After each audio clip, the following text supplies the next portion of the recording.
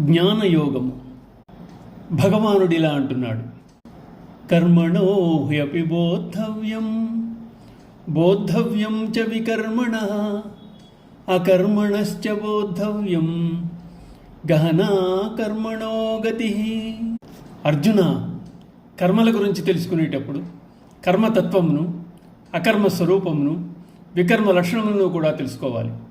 ఎందుచేతనంటే కర్మతత్వం అతి నిగూఢమైంది. విహిత కర్మ, చేయక ఊరకుండు కర్మ, నిషిద్ధ కర్మలను కర్మ, అకర్మ, వికర్మలు అంటారు. అయితే కొందరు వీటికి వేరే అర్థం చెప్తారు. అది కర్మను సామాన్య కర్మగా, అకర్మను అనాసక్త ఆచరణ వలన, కర్మ వికర్మల సంయోగం వలన కలిగిన స్థితి అని, వికర్మనగా కోరికలు లేక దైవార్పణ బుద్ధితో చేయు కర్మని వ్యాఖ్యానించబడింది. బ్రాహ్మణుల విహిత కర్మ, ఇతరులకు నిషిద్ధ కర్మ, దానము స్వీకరించుట, వేదముల అధ్యయనము, అధ్యాపనము, యజ్ఞాచరణము బ్రాహ్మణులు చేయవలసిన కర్మలు. వర్ణములను బట్టి, ఆశ్రమ ధర్మమును బట్టి నిర్ణయింపబడిన ఒకరి విహిత కర్మ వేరొకరికి నిషిద్ధ కర్మ లేక అకర్మ కాగలదు. అసత్యము, దొంగతనము, వ్యభిచారము, వంచన, హింస మొదలైనవి వికర్మలను పడతాయి. విద్వాంసులు సైతం అప్పుడప్పుడు కర్మలక్షణములు ఎరుగుటేందు అశక్తులవుతూ ఉంటారు. అందువలన కర్మతత్వం ఎరిగిన మహాపురుషుల నుండి తత్వాన్ని గ్రహించాలి. కర్మతత్వం నిగూఢమైంది కనుక స్వయం భగవానుడే దాన్ని వెడమర్చి చెప్పడానికి పూనుకున్నాడు.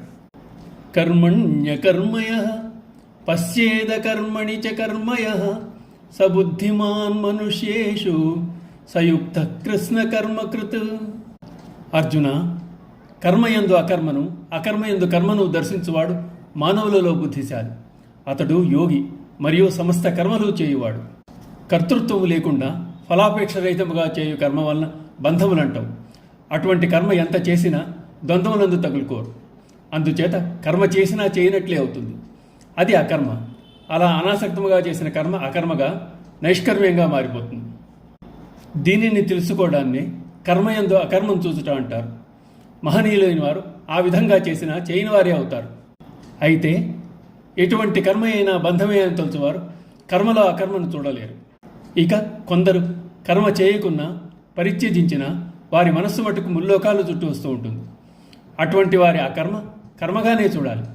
ఎందుకంటే వారు కర్మను ఆచరించకపోయినా వారి చిత్తం భ్రమిస్తూనే ఉంటుంది. వారు కర్మను ఆచరింపకున్నా కర్మ చేసినట్లే. సంసార బంధములు వారిని వదిలిపెట్టవు.